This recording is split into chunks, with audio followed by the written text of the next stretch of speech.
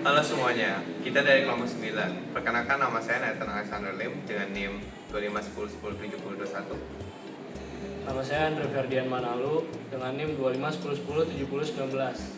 Perkenalkan, nama saya Farah Sabla Robianto, NIM 2510107009. Halo dan selamat datang ke dalam video ini yang akan membahas tentang percobaan pH indikator alami oleh kelompok kami. Sebelum kita melihat pengerjaan percobaan dan hasilnya, pertama kita perlu mengetahui dulu teorinya. Indikator pH adalah sesuatu yang dapat menentukan apakah suatu larutan itu asam, basa, maupun netral. Indikator pH biasanya menggunakan lakmus yang berganti warna, tetapi indikator pH juga ada yang berasal dari alam, terutama dalam tumbuhan dengan pigmen antosianin yang dapat dilihat pada gambar di layar. Antosianin mempunyai sifat unik untuk berubah warna ketika ditemukan dengan larutan asam atau basa. Dapat dilihat dari gambar bahwa larutan pH 0-2 berwarna merah, larutan pH 3-5 berwarna pink keunguan, larutan pH 6-7 berwarna ungu kebiruan, larutan pH 8-9 berwarna biru, larutan 10-11 berwarna hijau, dan larutan pH 12-14 berwarna kuning kejingga. Pigmen ini ada di beberapa tanaman, tetapi tanaman yang biasanya paling mudah dan cukup banyak pigmennya adalah kubis ungu.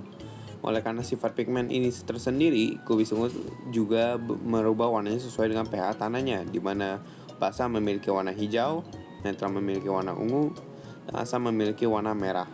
Alat-alat yang diperlukan untuk percobaan ini adalah yang pertama ada blender, yang kedua itu ada beaker atau gelas ukur, yang ketiga ada ulekan.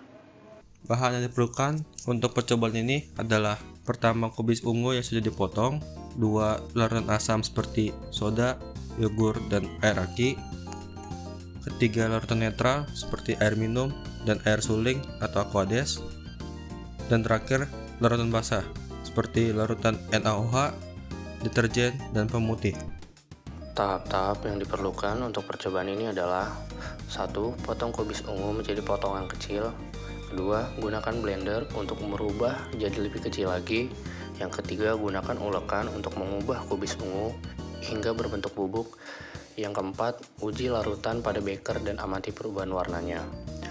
Untuk percobaan yang kita lakukan, kita tidak berhasil mendapatkan ulekan, sehingga tahap ketiga tidak dapat dilakukan. Selain cara ini, cara lain adalah dengan menitikkan kubis ungu di air dan setelah setengah sampai 1 jam, tiriskan kubis ungu dan biarkan air berwarna ungu mendingin sebelum digunakan dalam eksperimen. Larutan 1, aquades, ketika dimasukkan ke dalam beaker dengan kubis ungu menghasilkan warna ungu yang sama, sehingga larutan ini memang netral dengan pH 7. Larutan kedua, air minum ketika dimasukkan ke dalam beaker dengan kubis ungu menghasilkan warna biru, sehingga air minum mempunyai pH di atas 7 atau basa lemah.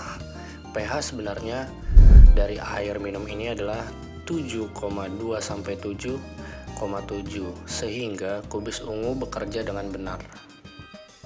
Larutan ketiga, pemutih ketika dimasukkan ke dalam beaker dengan kubis ungu menghasilkan warna kuning, sehingga pemutih ini adalah basa kuat dengan pH kira-kira 12.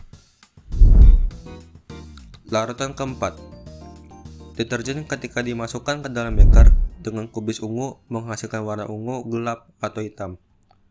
Karena deterjen yang berwarna ungu kemungkinan merubah hasil warna menjadi menggelap saja, tetapi kemungkinan besar deterjen adalah basa lemah karena dengan pH lebih dari 7. Larutan kelima, larutan NaOH 100% ketika dimasukkan ke dalam beaker dengan kubis ungu menghasilkan warna orange, sehingga larutan ini adalah basa kuat dengan pH 14. Larutan keenam, yogurt ketika dimasukkan ke dalam beaker dengan kubis ungu menghasilkan warna pink, sehingga yogurt merupakan asam lemah dengan pH kira-kira 3.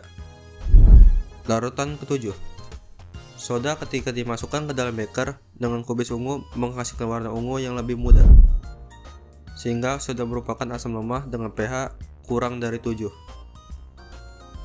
Larutan ke-8, air aki ketika dimasukkan ke dalam beaker dengan kubis ungu menghasilkan warna merah, sehingga larutan ini memang asam kuat dengan pH kurang dari 2. Dari percobaan tersebut, dapat disimpulkan bahwa kubis ungu dapat digunakan sebagai pH indikator alami. Dan dari larutan yang dicoba dapat dilihat bahwa Aqueduct merupakan larutan netral, air minum, pemutih, deterjen, dan larutan NaOH merupakan larutan basa, dan yogurt, soda, dan air aki merupakan larutan asam.